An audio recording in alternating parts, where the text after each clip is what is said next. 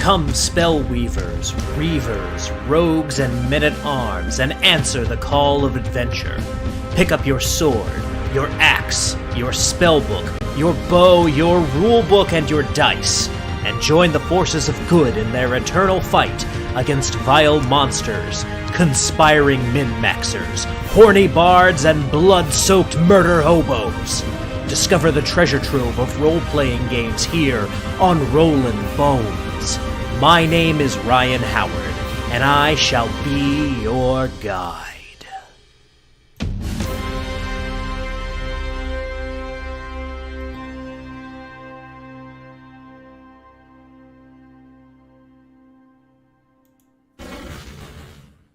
Good evening, Boneheads, and welcome to Rollin' Bones with Ryan Howard, where we make the old school young again. I am your host and king of the Boneheads, Ryan Howard, and joining me this evening is the host and dungeon master for Catacombs and Comedians. He is also a player in the D&D campaign that I play in every other week. That's how he and I got to know each other. So, ladies and gentlemen, Boneheads alike, please welcome Dan Taylor. Dan, welcome to Rollin' Bones. Pleasure to be here, Ryan. Thank you so much. Oh, no problem at all. It's great to get to know you and also to have you on the show to talk about what I think is a really interesting iteration of an actual play. Interesting is a good choice of words for it. It's definitely anything but mundane or boring. Mm-hmm. Absolutely. So before we get into that, we do have tradition here on Rollin' Bones. I got to ask you the introductory questions that everyone gets asked every time they come on the show. So to begin at the beginning, how did you get into role-playing games in general? Way back. We're talking 79 maybe. My best friend's older brother, I think I was about 9 years old at the time. Maybe it's 77. And his older brother played D&D, and it just looked neat. I think that's about the time I'd seen the Hobbit animated TV show, way back in the day. And I remember going to a comic book shop and buying the little white box with the 3 little tan booklets inside of it and not understanding a damn thing about it. I had no idea why sometimes they called them hit dice and sometimes they called them hit points. I had no idea. But yeah, I've been playing on and off for going on 45 years now or so. Gotcha. Cool. So in the time that you've been playing, if you had to pick a favorite game that you played in that time or a favorite game now, just however you would evaluate a favorite RPG, what would that be for you? It would be Dungeons and Dragons. I've been along the road for all the different editions. Really cut my teeth mostly with Advanced Dungeons and Dragons when I was 12 to 14 or so. Mm-hmm. And second edition, I don't remember being all that much different than first edition. And I mean, I'm all about the THAC0 way back in the day. Mm-hmm. And then probably took a break after that. Then third edition came along and jumped heavy on that. And that was about, 20 years ago? Third edition started. And I don't know if really did much at 3.5. Fourth edition, I bought the core books, but didn't have anybody to play with. And, whenever a new edition comes out, fifth edition, I picked it up. And again, I didn't play a whole lot at the time until I'm originally from California, born and raised Orange County, Southern California. And after 51 years there, I moved out here to Tennessee in the Nashville area. And it was easy to find games. People actually play D&D out here. So I've been playing a lot more Dungeons and Dragons since I've been out here. Mm-hmm. Yeah, it's an interesting thing that I've discovered about Nashville, because I'm also not from Nashville. I'm from Charlotte, North Carolina originally. And on the surface, it doesn't seem like there's a lot of gaming going on in Nashville, but if you just go down a couple layers, none of them are connected to each other, but there's a lot of people in this town who are playing D&D on a regular basis. I agree, and I think a lot of that may have to deal with the pandemic. A lot of people had to stay home, and D&D seemed to soar once that happened, and of course the success of Critical Role and other actual play streams. It's it's a tough world right now, and I think D&D provides. It's a much different game. D&D Fifth Edition is a much different game than it was, say, with Advanced Dungeons and Dragons in the late '70s, early '80s. And it's a way different world now too. And I think it provides good escapism without hiding. Mm-hmm. Yeah, absolutely. Absolutely. And it's something that a lot of people are discovering now that they are, a lot of people haven't thought about D&D or, knew what it was, but were like, I don't know that the, dragons and stuff, that's not really for me.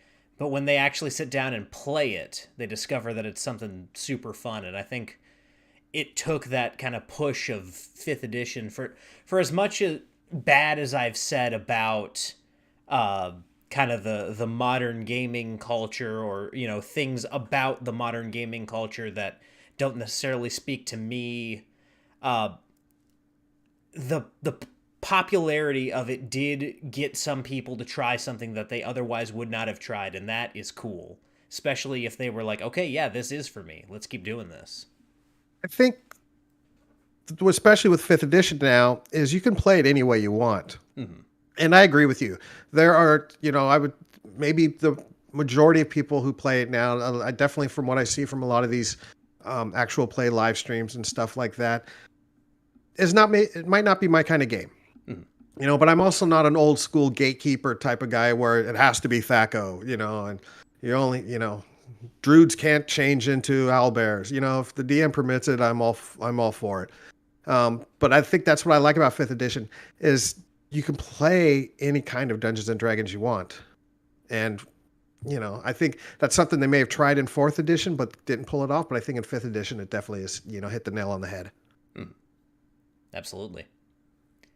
Now, people who, have played this for a long time and, dedicate a good amount of their free time to playing these games and running these games for people and doing events like you do, we like what we like about the game, and we tend to run things in a certain way. So if you had to describe your style as a player and then your style or your preferred type of game to run as a GM, how would you describe those?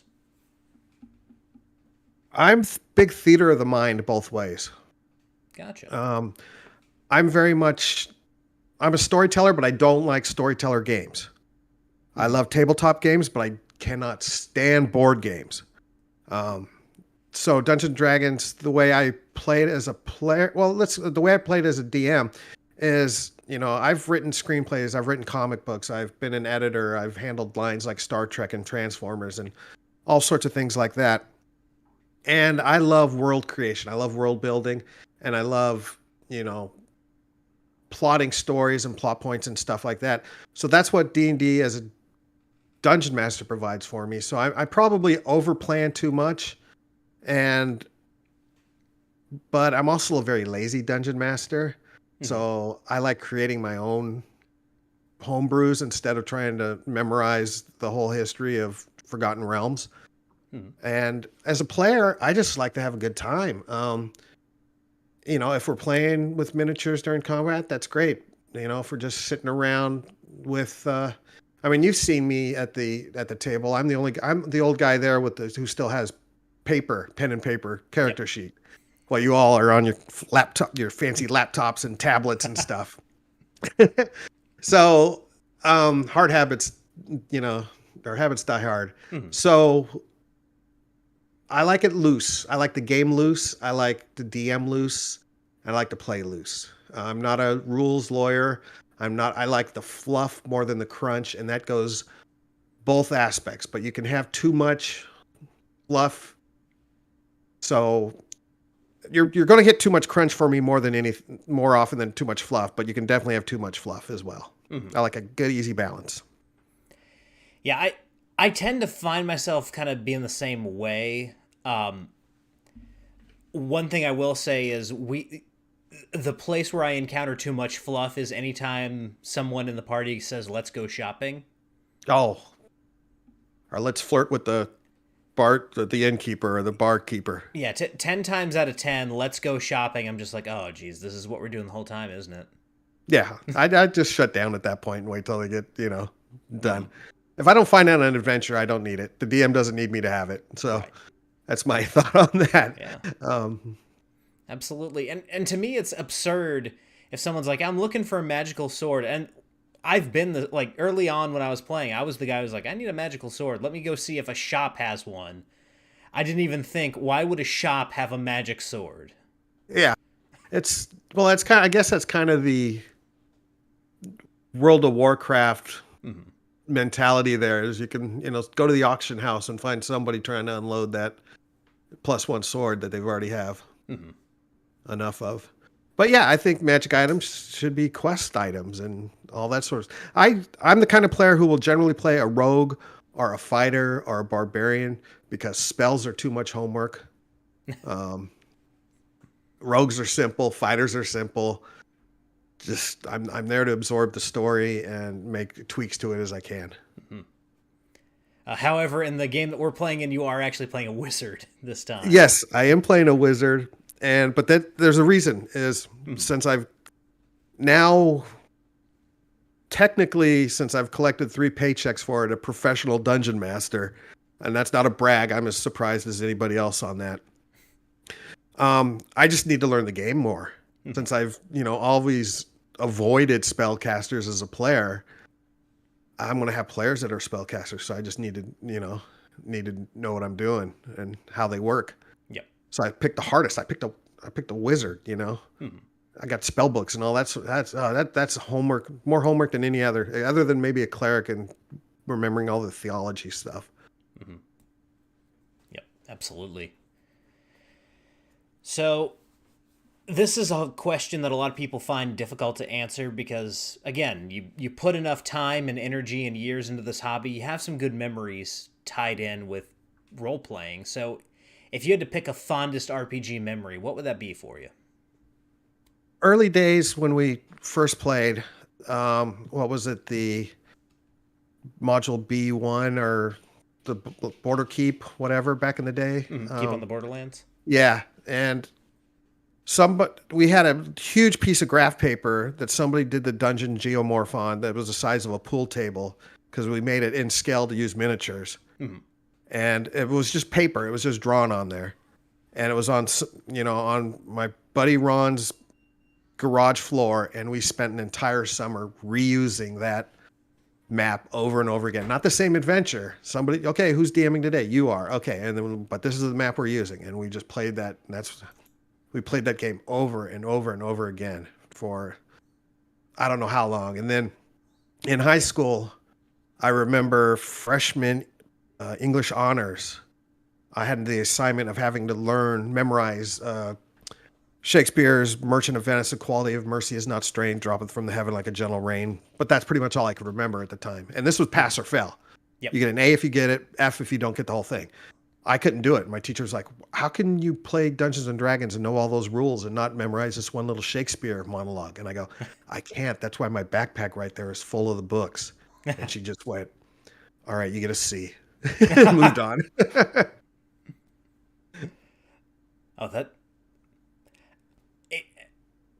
I think anyone who's sufficiently nerdy has had that moment of, okay, you know everything there is to know about, DC Comics, WCW, the rules to Dungeons and Dragons. Pick whatever it is that you have nerded out over in your life. How do you know all of that, but you don't know, just like. For me, it was my times tables. My mom was like, you know every single word to every Toby Keith song, but you don't know your times tables. And I was just like, I don't know. Right. Yeah. I know the hit dice of every class in D&D, but I couldn't tell you my wife's phone number.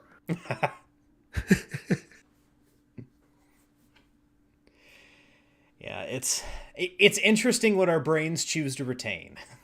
And that's why I'm glad D&D is there, depending on all the other stuff. I I know where to put gas in my car, and I know how to change the oil, and I can change a flat. But I'm not a car guy. I'm a D&D guy. Absolutely. And now this last introductory question before we dig into some specifics here. I'll tell you, the answer can be as philosophical or as sophomoric as you want it to be.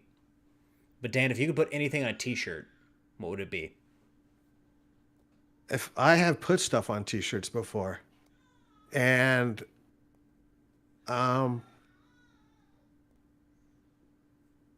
put anything on a t-shirt, I've put so much on a t-shirt already, but probably, and I have them coming, and they're ordered right now, is the Catacombs and Comedians Laughing Die logo. And I will have those at sale at the next Catacombs and Comedians show. Nice. We'll be the one at Zany's here in just a few weeks. Yeah, August 23rd at Zany's Comedy Club. Gotcha. Well, cool. Now, moving past our introductory questions here and getting into some specifics, let's start with Catacombs and Comedians. How did you come up with the idea of doing an actual play in front of a live audience with comedians as your players? I've always had a fondness. I mean, as much as I love Dungeons and Dragons my entire life, another fondness of mine has been stand-up comedy. Not doing it, not performing it, but I love the scenes of stand-up comics. When I lived in Southern California, I worked at a comedy club, one of the improvisations, for over 10 years in various degrees. So I got to know comics. And, I always thought, it'd be so fun. These are the guys that would be fun to play Dungeons and Dragons with. And I never did it back then. I never asked any of the players. I mean, I remember when Patton Oswalt was a featured comic for somebody else headlining.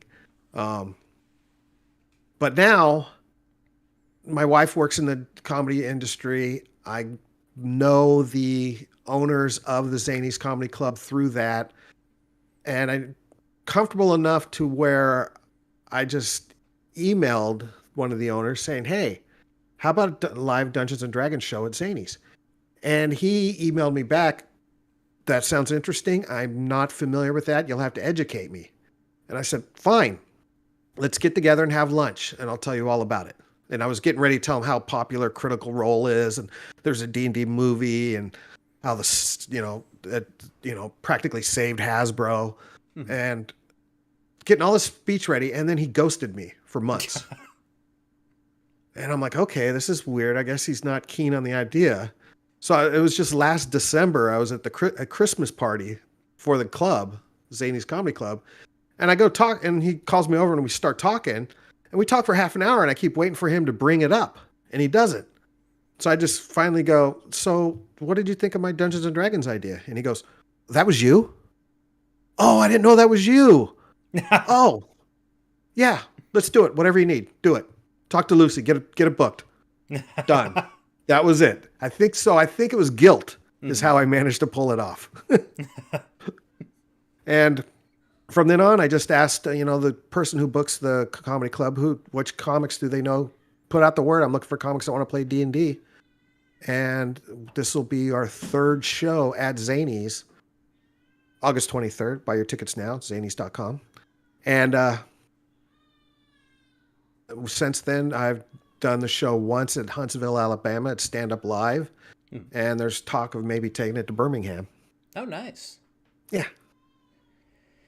Yeah, it's an interesting idea, and I say this as someone who has done some stand-up comedy. It's been a while since I did it, and I only did it for about a year. I'd like to start doing it again at some point, but time is what it is.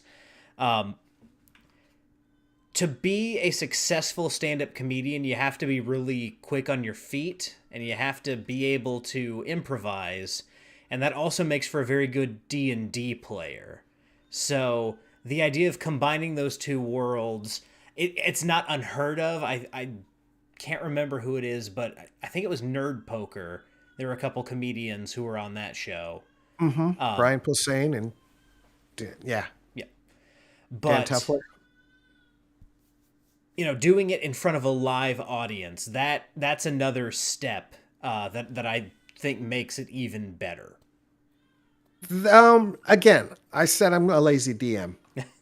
And so doing it in a live audience, I've got an hour and a half.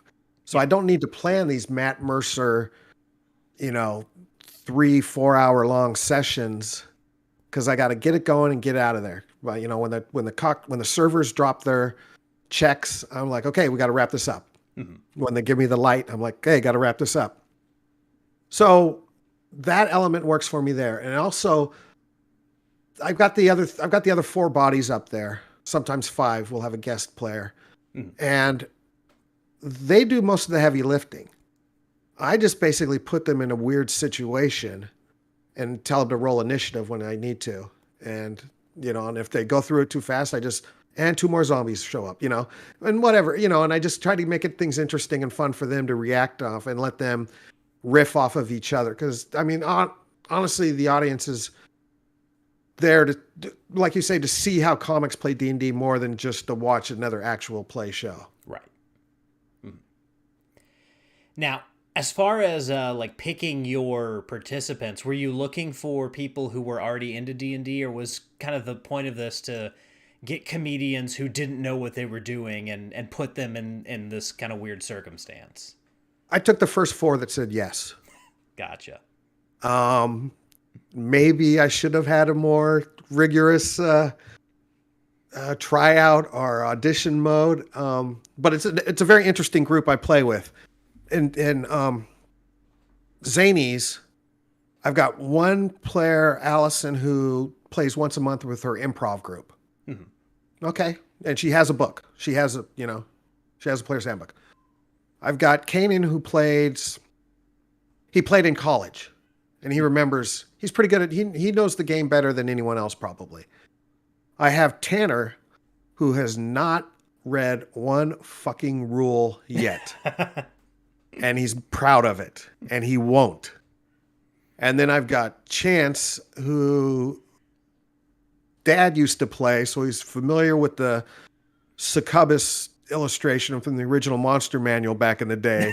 And that was pretty much the extent of his D&D experience going in.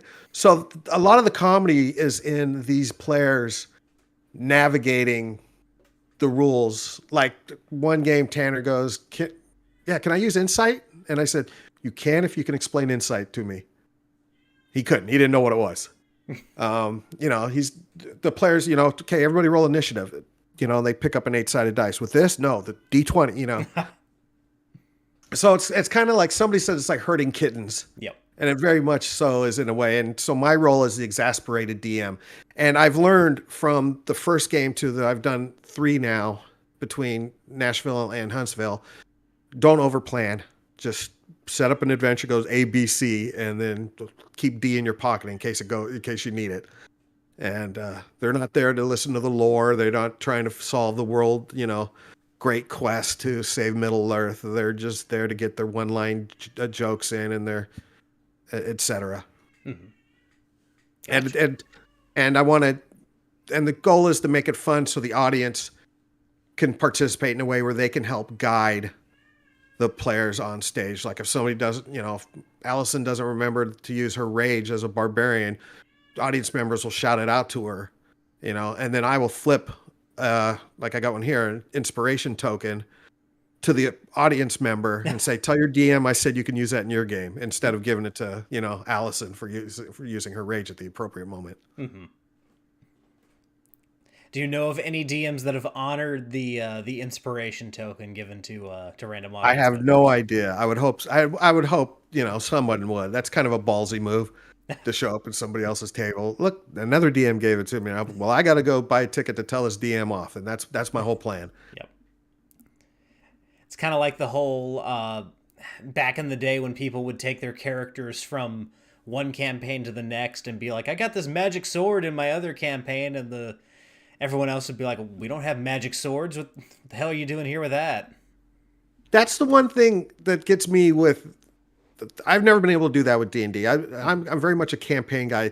This character's in that world. This character's in that world. And I've been at D&D events or whatever, where somebody's okay, here's my character. She's so and so, so and so, and does this and this, and all this backstory. And I'm like, you got a pre-rolled rogue for me to play, and I'll just take that and turn it into something for that game. But I love the enthusiasm and the creativity. Don't get me wrong, I'm not bashing on it. It's a beautiful, beautiful thing. It just, again, 5th edition allows so many different ways to play the game. So, when it comes to the people who end up seeing the show, are you noticing that the audience is mostly made up of people who know D&D, or is it people who don't necessarily know the game but are there for the curiosity factor of what are these people going to do in this situation? Generally, it's half the crowd knows D&D well. The other half was dragged by the first half. And there's 2 or 3 couples that wandered in off the street on a first date who made a horrible mistake and have no idea what's going on. And so it's good. I mean, every show we ask, okay, who here has played D&D before? Round of applause. Okay, who hasn't? Okay. And has no idea what D&D is like at all. And then there's, one lonely girl over there with her boyfriend. And I'm like, I am so sorry. You're going to have a horrible evening. Here's a bag of dice. Welcome to the club. So I've heard, comments, I've read comments, I've heard people after the show tell me it's been so long since I played D&D. I came to see the show.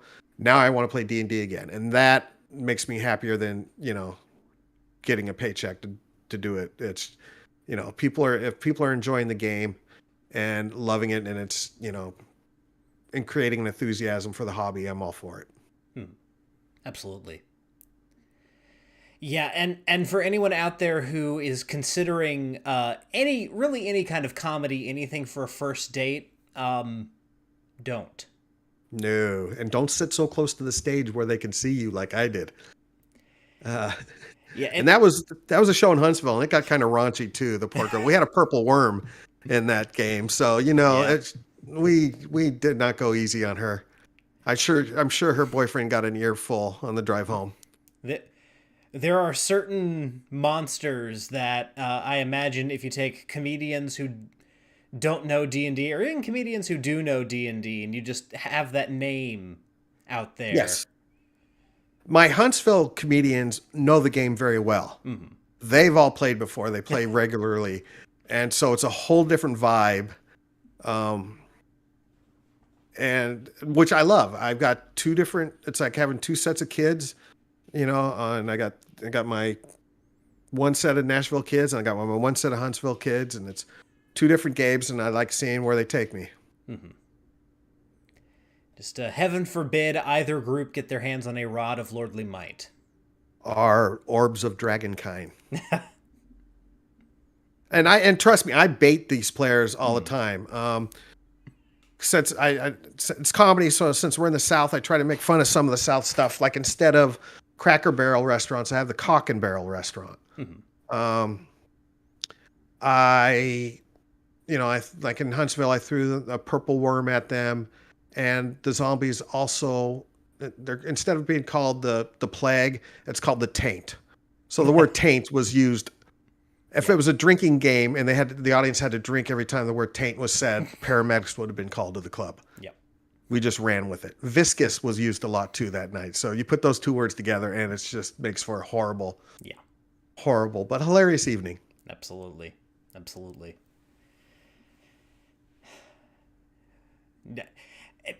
And everyone out there who's listening to this, you imagine what it's like at your table, and then just imagine it's professionals instead of you and your friends. And right, it's not a bunch of puns like at the table you play with your friends. These are stand-up comics who aren't doing the regular sets, so they're still trying to top one another by getting the best one-liner out there. Mm-hmm. And if whoever says the funniest thing, again, I'll flip them an inspiration. So they're working hard. Mm-hmm.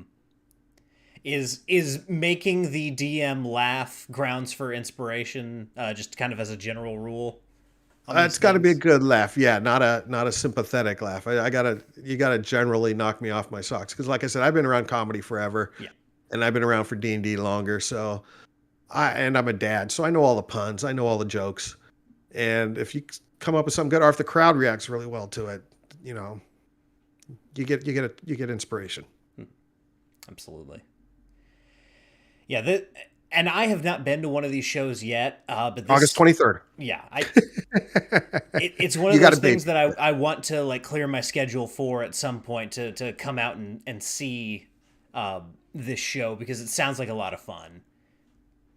Yeah, it's like the people lining up to talk to me after the show have been very encouraging. Just the stuff, how much they've loved the show, what they've seen dang. And of course, you know, there are armchair DMs out there who will tell me that, you know, I did the fireball, I let them cast the fireball spell wrong, or I let, you know, this so-and-so should have been done like this, or why didn't the player do that? And I'm like, it's, you know, I say at the beginning, we got an hour and a half. If you're a hardcore Dungeons and Dragons crunchy lawyer player, you're going to probably hate tonight. But if you just understand that D&D is a game for fun, you know, you're going to have fun. And I would assume that everybody has fun. Yeah, absolutely. Now, switching gears here a little bit, because we are in the same gaming group, I do have to ask, how did you end up getting involved, gaming with our DM, Stu Cook, and, hanging out with that group? Because I just found them on the internet, but I want to hear how you got mixed up with them before I contribute my side of the story. Much like you. In fact, a friend of mine who lives in Franklin who I just moved out here. I'd been here maybe a month or so. And they said, hey, I saw a post on Reddit that someone's looking for a Dungeons and Dragons player. And I answered it because I'm like, I'm new in town. I know nobody. Let's do it a try. And I met Stu, you know, in that pre-interview. I don't know if he did it with you. Yep. On neutral ground to make sure you're not a weirdo. Yep. And I passed the test. And I started playing with that group, and we played for maybe 6 months or so. And then the plague hit.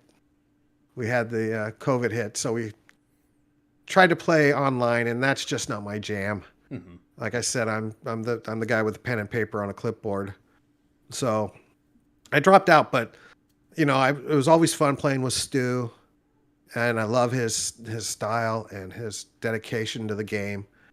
And I saw again on Facebook he was looking for players again for a new game, and I said, "Hey, you got room for me?" And he said, "Dan, you are always welcome at my table." So, and it happened to work out because I play with another group every other Saturday. Mm-hmm. So I play every Saturday, but Nice. It's two different groups. And much to the chagrin of my wife. But it's part of my job now, you know. Mm-hmm. And so. Yeah, it was real easy to step in and, play with Stu this time. Because I know, and I'm going to be honest with you, the character I made, knowing how Stu DMs, I made him a certain way. Just so I can, be better prepared. Because last time I was a halfling barbarian, mm-hmm. and I was the most experienced player there, and I was leading the group when my player shouldn't have been leading the group. And, and I'm not taking a leadership role in this one because I don't like that kind of thing. But I'm going, I know what kind of game he plays. So I'm going to choose a wizard, with a lot of evocation spells and, because I know there's going to be a lot of mystery and all that sort of stuff. And he hasn't proved us wrong on that yet. Yeah, again, just like you said, I found it in a Reddit post. My wife actually showed it to me because I was looking for a gaming group as well. And... didn't really know what to expect. And the character that I'm playing in this campaign is a paladin because I've always wanted to play paladin and someone always chooses the paladin before I get to it. So this time I was just like, I'm being a paladin this time. And the concept that I came up with was basically, what if Vlad the Impaler didn't impale people? Mm-hmm. And so that's why I talk with that accent. Okay. Yeah, My character's last name is Grumblemaker, so I just grumble a lot. Yeah. I'm an old man, and that's perfect for a dwarf. And I love the fact that 5th edition, I can finally play a dwarf wizard. Back in AD&D, I couldn't. Yeah. So, I mean, I guess I could have, but you know what I mean. Yeah, that's something that's interesting now, going back to like old school games or even retro clones like I like to play now. In games like Dungeon Crawl Classics, for all the good things that I have to say about DCC, it is a little bit weird that if you're playing a dwarf, you're playing a dwarf. That's your class as well as your race, and you're basically a fighter. There's not an option to be like a dwarven cleric or a dwarven wizard at all. And it makes for an interesting time, but having come into the game with 5th edition, it's a weird kind of culture shock for me seeing that. Yeah, I mean, I cut my teeth on that sort of stuff with the original D&D, and I got to tell you, I don't miss it. And I'm not the kind of guy who's, I still got my advanced Dungeons and Dragons Player's Handbook, DM's Guided Monster Manual, but I think I got rid of everything else. I don't have any 2nd edition, 3rd edition, 3.5 or 4th edition books anymore. Because when a new edition came out, I generally eBayed the old edition and started new with the new one. Thinking this is going to be it. Let's say on August 18th, they announce, Wizards announces that they're going to have, 6th edition. I'll be there for that probably. And I'll eBay the shit out of all my 5th edition maybe. Because I just don't have the room. And well, not now that I own a house, I'm never moving again. So I may just keep them this time. Mm-hmm. Yeah, I don't know, that's a whole nother subject there, and a lot of gamers are notorious pack rats, and so I think the idea that you just let your books go at the close of an edition, I think there are people out there listening who just gasped audibly. So helps me buy the new books. Yeah, absolutely. I don't know that I could let go like that unless I got the book and I was just like, oh yeah, this is good. I'm going to keep going with this. Because my fear is I'm going to sell all my 5e stuff, buy 6e, and 6e is just not good. Right, and I completely get that, and I'm not edition shaming anyone. Right. I'm just not a fan of the edition wars, and I'll play whatever comes out. I mean, I'm looking around. I mean, I got some old stuff here, but I'm looking at my shelves. Like I've got, I've got like the latest edition of Shadowrun. I don't think I've ever bought it. I mean, I ever played it, but I bought it just to have it on my shelf. Because I remember the game fondly when it first came out. I got Pathfinder and 2nd edition. I'm like, okay, I'm going to jump on Pathfinder 2nd edition now. I never played it. D&D's my game, and I'll just move along with each edition. Mm-hmm.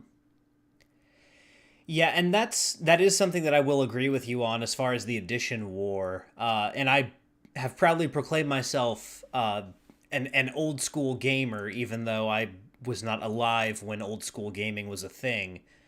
But to me, old school is a state of mind. It's something you can do with almost any game. It's just a dedication to the idea that your characters are not super powered. They're people, and it's going to be a challenge up until the point where it's no longer a challenge. It's going to be something where you constantly have to push and fight for every inch, and you're probably going to die at some point. That, to me, is old school, and you can do that with almost any system. You might have to change some things. It's probably not the best way to play Powered by the Apocalypse or something like that, but it's something that can be brought into almost any game you play. And so to me, old school is an attitude or a state of mind that you bring with you. And so, people who want to play 4E or 5E or 3.5 or God help them Pathfinder, play the game that you like, the rule set that you like, but the way that I like to approach any game that I play is with kind of that old school role playing mentality. I'm kind of the same way. I'm old school in the sense that, especially with games I dungeon master, and even the way I play them, I don't expect to have those magic items all the time. I don't expect, and I keep to the core. I keep to the core, player handbook, races. Mm-hmm. Like I'm playing a dwarf and I'm playing a wizard. Those are both from, way back in the day. Not playable back in the day, but I'm the guy who will play a rogue human and among all the tiefling bards. Don't get me started on tiefling bards. I think there are two ways to play: old school and tiefling bards. There, case closed. Yep. Yeah, that's the crazy out there race options that have made their way into gaming. If people want to use that stuff, I'm glad it's out there for them. But I remember watching a Ginny D video where she was talking about this book that I think was called "An Elf and an Orc Had a Little Baby," about Right, mixing two races together. And what she came up with was a tiefling centaur. And the entire time I was just watching in horror, like, but why? Why do you need to do this? What's the point?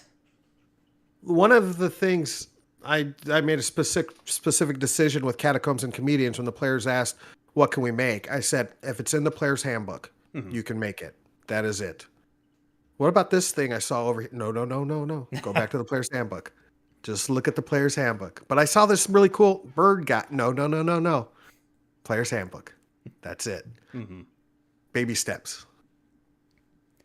It's my job as a dungeon master to make them playing a human fighter exciting. Yeah. It's not their job to make their human fighter exciting. It's my job to make it exciting for their human fighter. Mm-hmm. And hopefully I pull it off. Not that we have any human fighters, but... It's also, with a lot of those characters, the interesting thing about them is I did something crazy. I combined a bunch of things together to make this monstrosity. And 9 times out of 10, what happens with those characters is after 3 sessions, if the DM allows for such things, they'll want to switch characters. And if not, then they'll be looking for every opportunity for that character to die, because they've already had their fun with it. They had the shock value of, look at all these weird, zany things I can do just by nature of my existence. And then they're like, I don't know what to do with this now. Yeah, that's one of the reasons why I like long-running campaigns, because, you're going to want to... You've done so much work with one character, you're not going to try to kill him off because you're bored and want to move on to something else. And if you start at the beginning with saying... These are the guys. We're staying in this lane. This is what you're playing. And and everybody agrees with it at the point out. It's all good. But if you're looking to make, that crazy half-elf demon that has a miniature owlbear as a pet because it's cute. And again, I'm not bashing anybody. Play however you want to play and make the game fun. That's just not my style. And so I'm not going to say I'm more old school. I say maybe I'm just more traditionalist. Yeah. If that makes sense. Yeah, absolutely. But I am old. So look at me. You're wizened. We'll put it that way. All right. You're not old. You're wise. We'll use the D&D speak for old. Now, you mentioned something about, putting parameters on the Catacombs and Comedians groups, saying only the player's handbook. And I think you've hit on a really interesting point there, and something that I actually learned the hard way myself. When you have people who are entirely unfamiliar, or in the case of one of your comedians, unwilling to become familiar with the material, and you look at everything that, late stage 5e as it is now has to offer, there is so much to choose from that a lot of new players just don't know where to go. So I think it is it may seem harsh at the beginning, but I think it does behoove any dungeon master trying to teach new players how to play to say, look, for the time being, stick to what's in this one book. Yes, I full on agree, 100%. Yes, it would, that one, fey snake person with the butterfly wings looks awesome and pretty. And, you got someone who can draw, anime style and make that character look really good. But you got to tell me, you got to know how many D4 a basic Cure Light Wound spell cast, or what you need to roll for initiative before you should be able to play. And again, that sounds like I'm gatekeeping, but it's better for the players. I'm just not for my enjoyment of the game, just for their enjoyment of the game, I think. Mm. Yeah. Oh yeah, absolutely. And that, again, I had a player come to the table who had done a lot of reading online and was like, I want to do this, complicated thing that I found, doing research online. And I was just like, I mean, we can try it, but ultimately what happened was they didn't stick with the game very long because they didn't understand so much of what they'd kind of set up around their character. And because it came from online and it was just a, mishmash of assorted random things from some published material and some unearthed arcana, I didn't know what it was. I was just like, what? Right. I should have told you not to do this. Yeah, my players asked you not to do this. My players only have access, that we use D&D Beyond, and they only have access to the 3 core rule books. Mm-hmm. And to make a character, it's only the player's handbook. And I say, if they say, hey, I really want to do this, I say, well, then you got to write up why you want to do it. I make them do their homework. Write up why you want to do it. And if it gives me a hard on, I'll let you do it in my story. But, it's got to be good. Yeah. Because let's put it this way. I want them to love their characters. Mm-hmm. God, and I don't want to sound like I'm gatekeeping. I'm not. But I'm putting in a lot of effort for this overall story. They're putting overall effort in their character. I got to make sure their character, intertwines and works well with not only my world, but the other characters as well. So you got to look out for all the players. And I think it's easier for an experienced player. Well, this is a rabbit hole we can go down forever. I like my players' handbook characters. Mm-hmm. Yeah. And there is this fear of gatekeeping when we talk about this, and to an extent, it is kind of gatekeeping, but it's not like you can't come in. It's, hey, come on in, but before you just dart down an alleyway, let me show you like where the bathrooms are. Let me, show you where you can get a bite to eat or something. I want you to be able to explore this whole thing in here, but you are welcome in my house. Just please remove your shoes. Yeah. Yeah. Remove your shoes and mind the vase that's sitting right there next to the door. Right. So yeah. But again, if you find the group and you play however you want and you're having a ball, you're playing D&D right. If you're having fun, you're playing right. Oh yeah. That's the extent of it. Hmm. Yeah, and that's something this isn't something that novice DMs have trouble with, because they have trouble with everything. It's the same as being a new player.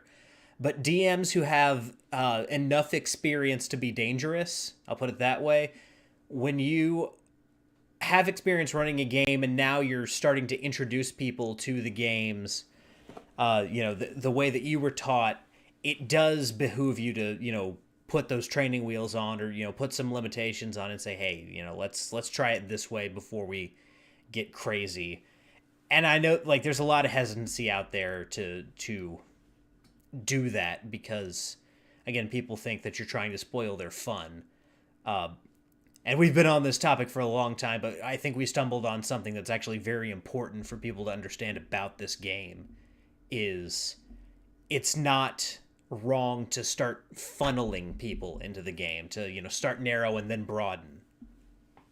The hardest thing I think for a DM to learn, rather than keeping track of initiative, is just to say no. Yep. No, we're not going to do it that way. Mm-hmm. And, I think in the end, the DM's not always right, but the DM needs to know how to say no. Mm-hmm. And that's why I say no to tiefling bards. Yeah, absolutely. Well, you should always say no to tiefling bards. Yes. But in addition to Catacombs and Comedians and the game that we play in every other Saturday, you also now have a zine on Kickstarter. So tell us a little bit about what you've got going on with that particular project. Yeah, it's, this zine quest came out. Usually they're held in February, but Kickstarter decided to do it this month during Gen Con for some reason. And I just thought it was a good opportunity. The artist that I have drawing these monsters that I'm using in Catacomb and Comedians, his name is Steve Musgrave, and I just love his artwork. And I just I can't really show it up on stage. I can't hold it up here, everybody. And I mean, I try, I post them all up and I say, look at your phones, look at our Instagram account. And you'll see what this, dire trash panda looks like, or the foul boar looks like. And so what I'm doing with the zine is it's just sort of a mini monster manual. So that's why I used alliteration in the title called the Oddity Offprint. And it's very much zine format, 8.5 by 5.5 inches, but I'm having all color artwork because this artwork is gorgeous. And it's just stapled together, little zine, little mini monster manual of monsters featured in the Catacombs and Comedians game. And we're going to have, originally it was going to be 5 monsters, but I just added a stretch goal, adding a 6th monster. And I think we've got the burnt ham, or the hot chicken from the village of Nash. Mm-hmm. We have the dire trash pandas that I used in the Huntsville game. The foul boar, which, everybody... Okay, there's three most popular things in D&D. Tiefling bards, mind flayers, and owlbears. I think that describes... Those are the 3 things that describe D&D 5e the best. Mm-hmm. And again, I'm not knocking it. I love D&D 5e. But I wanted to take the owlbear and turn it on its ear. And so I came up with the foul boar, which is part turkey, part boar, giant boar. And it's just an absolute mess of a monster. And then we've also got the tainted zombies. Mm-hmm. Just so I can have comedians say the word taint as many times as I can on stage. And I didn't go with murder hobos. I went with homicidal hobos that have a Emmett Kelly clown look and the bindle sack over on the stick type of thing working, and a nasty sword. And then I think we added the Dragonado, which is a dragon that uses a tornado as a breath weapon, as our stretch goal monster. Again, they're all poking fun at things in the South, as well as, tropes from D&D. Mm-hmm. And they're all done in a fun, cartoony thing, and I've given them outrageous... The reskinned monsters with outrageous... I throw in outrageous abilities, and, but I make them work. They work in the game. I mean, if you throw foul boar in your game, it will work. So, and it's going to have stat blocks and lore and all that sort of stuff. And it's just a little zine of monsters that if you've seen the Catacombs and Comedians show, or you've listened to the podcast versions of the live show, you can use them in your game. Now you've got me thinking about other Nashville-themed monsters that could potentially haunt players' tables. The pothole golem comes to mind. Ooh, I like that. And mind you, I'm going to steal anything I like. And then another fun thing, like I've got my gelatinous cube type creature, or my green slime type creature, which I haven't introduced yet. It's called the Rawful, and it's spelled ROFL, rolling on the floor laughing. Yep. And it's just this big gurgly ball of goo that makes a giggling noise as it rolls. So, got that in there. I got a little brownie type creature called the knee slapper, which just attacks your knees and, makes you, it'll reduce your, movement. So it's fun stuff like that. Instead of a unicorn, I got an octocorn, which has 8 horns. Mm-hmm. And he kind of looks like Sid Vicious with the punk rock thing. So I just throw an idea, like I'll say, Steve, give me something like this. And he draws me a picture and I go, I love it. Maybe change the color of this. And then I've stat it up depending on what he draws. And so when you can find a collaborator like that, it just helps helps make D&D more fun. And again, I love world building, and I love creating, and I love telling stories. So this is a favorite part of Dungeons and Dragons for me. Mm-hmm. And so we've got this little Kickstarter, and we've still got like 18 days to do it, and we're 67% funded. Hasn't been getting as much hits but again, zines are for the old school D&D games, or the Mork Borg type stuff. Mm-hmm. This is just, I just want to get it out there and, get more eyes, and I'm using it as much as a promotional tool to spread the word of Catacombs and Comedians as I am using it to give my artists some, scratch money. Mm-hmm. Yeah, and it's, as far as like a promotional item goes, I think it's a pretty cool idea, because there will be people who back it, who haven't seen the show, and they'll see like the Nashville stuff, and they'll be like, "That's pretty funny. What is this thing?" And then be like, "Oh, this is going on, and it's local. Let's go see it." Right. As you like, if on the Kickstarter page for it, there's a video that somebody took during the second show, which I introduced the foul bore, and it has me I'm reading my description of the foul bore to my players, much to their horror of what they're going to face. And mind you, again, these things are like two owl bears, but they were on a barge in the middle of a river, so they couldn't run away, and all hell broke loose. And then, and then I threw tentacles out of the river at them and all sorts of fun stuff. So that's the fun thing about DMing this group. They never know what it's like a Scooby-Doo episode on acid every time. Mm-hmm. Now, here's a question that just occurred to me, and this might be something that you agonize over because, like you said, you've been a fan of comedy for a very long time. But if you could run a Catacombs and Comedians for, let's keep it to 4 comedians, and you can pull from any time period, living or dead, doesn't matter, but you could pick 4 comedians to do a Catacombs and Comedians show with, who would those be? The obvious choices would be, and I'm not saying these are them, but the obvious choices would be Patton Oswalt because he plays, Brian Posehn because he plays, Stephen Colbert because he plays, Robin Williams because he played. Mm-hmm. But I would, just out of the sheer fact that most of them would not know how to play it, and the complete backwards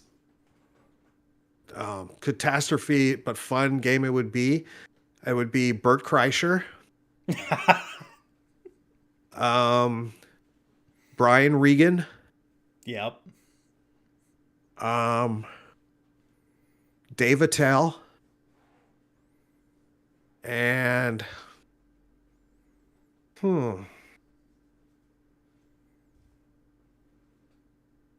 Bobby Slayton.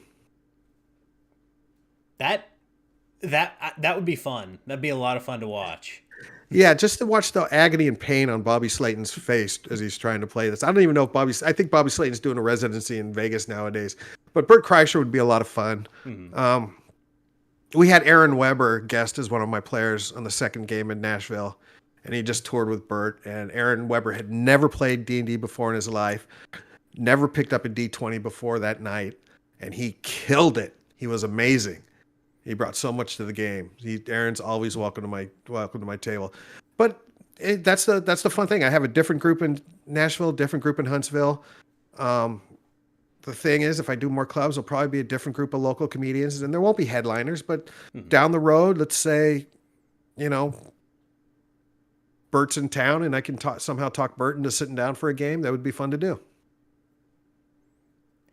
I think of the group that you named there, the silent killer would be Brian Regan, because he would, I think, be very sincere in trying to actually play, but he's hilarious in a way that's hard to like quantify. Just the things that he picks up on in his comedy. He's a master of the observational style. And the fact that he is totally clean. Yeah. And I've known him from way back in the days when I worked at the clubs. and he's always been a favorite. And if you talk to any stand-up comic, we're talking big name stand-up comics, you ask them who's the best out there, and they'll say, well, it's Brian Regan or Dave Attell. And they're totally different realms of the spectrum. Yep. Now, I would not want to DM this. I would want to watch someone else try to rein this in. But I want to watch, or I want to be able to watch someone try to run a D&D game that Sam Kinison is a player in. Yeah, I don't know how long that would last.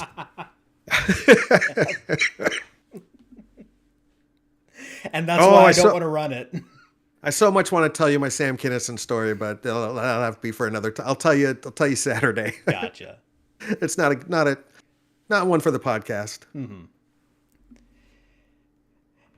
And part of me thinks that George Carlin would be interesting, but Carlin, I think, would look at this and be like, "Oh, this is stupid." And yeah, I think he would overthink it. Let's see. There's so many comics. I don't know. I mean, it's and like you said, a lot of them, they're quick on their feet. They think, so they make natural players, and they make the game fun. Absolutely. And if they're into it, then that makes it all the more better. I guess if they're not into it, though, it makes it funny. So, either way you win with this. Yeah, I mean, like I've got players of various playing ability or interest, and you can see on stage. And so I got to play to their strengths and play, and to be honest with you, I poke fun at their weaknesses while I'm up there too. Nobody gets off easy up there. Mm-hmm. Yeah. You can't not make fun of their weakness. It's, they're comedians. Yeah. They know the rules. They know the score here. Right. And like I said, they're all trying to one up each other, and it's fun. So, we all come off the table and off the stage, and everybody has a good time at the end. And they can't believe that they collect a paycheck for sitting down and playing Dungeons and Dragons for an hour and a half. Yeah. Absolutely. And at the end of the day, isn't that what we all want to do? All of us who do shows like this or watch shows like this, wouldn't it just be perfect for us to, after we finish a great session, go, oh, that was a great session, and then someone hand us a check for it? Hey, it took me 45 years, so it's not out of the realm of impossibility. I mean, it can happen. It was a long road, and hopefully we get enough people to keep coming to the shows that, the clubs keep saying, all right, we'll give you another week, or we'll give you another night. Mm-hmm. See you next month. Absolutely. And fingers crossed, we'll just hopefully people will keep enjoying it and, having a fun time with what we have to offer. Yep. And so one more time, this next show is at Zany's here in Nashville on August the 23rd. What time does the show usually start? Show starts at 7:30. No, 7. Doors open at 6. And that's August 23rd. Tickets are on sale. And let me tell you this, here in Nashville, if you buy tickets to this August 23rd show, and the day after the show, up to 1 week, if you take your proof of purchase for the tickets to the show to the Game Cave, you get 25% off all Dungeons and Dragons products. So got that going for you if you come to the show. And then in September, we'll be in Huntsville, and that's September 21st. And that's if anyone's listening down in that area, the home of D&D Beyond, as well as Space Camp. Mm-hmm. That show is September 21st. Doors open at 6:30 or so, and shows at 7:30, something like that. Gotcha. So 2 chances over the next couple months to see this. And, there's going to be an October show as well, right? We're already planning the Halloween special. Nice. I'm planning on wrapping up season 1. If everything falls into place, season 1 for both of these campaigns will wrap up in November for our break over the holidays, and we'll pick it back up after the first of the year. Awesome. Cool. And one of these days, hopefully this month, but if not this month, then sometime before the season ends, you might be able to catch me at one of these shows. That would be great. I'd love. I play with another group on the other Saturdays when we're not playing on the same team or same game, and my DM from that game came and saw me. So I talk about nervous when your DM is watching you DM on Yep. stage, and to be completely honest, my first time on stage was the first night I did this. So I've only been on stage 3 times, and that's DMing comics. Hmm. So I'm glad I've got my Matt Mercer DM screen to hide behind. Absolutely. Yeah, and it doesn't matter how big the stage is or how many people are in the crowd. Again, having done this before, uh, it's intimidating. The Hmm. lights on you. It doesn't matter if it's your first time, your 10th time. There's something intimidating about that process, and it's the first hurdle to overcome in performing in that manner is getting used to being in front of people. For anyone out there who is thinking about potentially doing open mic comedy, once you overcome that, then you can move on to the next hurdle. But that's the first one for so many people. Yeah, I want to throw up 5 minutes before every show. So, in addition to that, what else do you want to push people towards? Obviously, the Kickstarter campaign is still going on. Where can people find you online and hear from you on a regular basis? Well, my best. I'm old, so I use Twitter. I can't understand the TikTok that kids are using nowadays. So I'm at Dan Leon Taylor on Twitter, and then Catacomedians. It's kind of a combination of catacombs and comedians together. You can follow as well on Twitter, Instagram, and there's a Catacombs and Comedians Facebook page. And there's Zero Level Media. It's numeral 0 LVL Media. That will be the streaming. That's like the producing side of Catacombs and Comedians. So that channel will have streaming Catacombs and Comedians games starting up soonish. Not the live shows from the club because that's a whole other issue. And then you can also find Catacombs and Comedian podcast where you can hear the live shows that we do. And they're on all the major podcast providers like Spotify, iTunes, Google Podcasts, etc. Cool. So yeah, you guys know where to go if you want to check this out. Again, August 23rd at Zany's here in Nashville. Hopefully I'll be there, but if not, then I'll be catching the one in October here in Nashville. Dan, thank you so much for coming on the show tonight. It was great, talking to you and getting to hear a little bit more about, how this thing runs and some of the other stuff that you've been doing. So, thanks for coming on and sharing your time with us here tonight. Oh, no, I appreciate it. Thanks. And now when we play next Saturday, we can just slyly look at each other and wink and people won't know what's going on. Absolutely. The rest of our party will think we have something something going on behind their backs. Mm-hmm. I'll give you a hand signal like this. There you go. So guys, that's going to do it for Rollin' Bones this week. Next week, I finally gotten in touch with not just his people, but his hair's people. Ben Barsh is going to be on Rollin' Bones. His dad, Bill, is going to be here as well. They have a new Kickstarter campaign that they have just recently launched. So we'll be talking all about that. It's the first time we've had a father-son duo on Rollin' Bones, so I'm looking forward to it. Ben's a great guy, and Bill's a great guy. If you saw my appearance on This Old Dungeon with Lou, Bill was on there as well. And, it's been a long time coming. I finally tracked you down, though, Ben. You can't run from me forever. I've got you next week. So until then, whether you guys rolled a 1 or a 20, I'm so glad that you rolled your bones with me, Ryan Howard, and I will see you guys next time.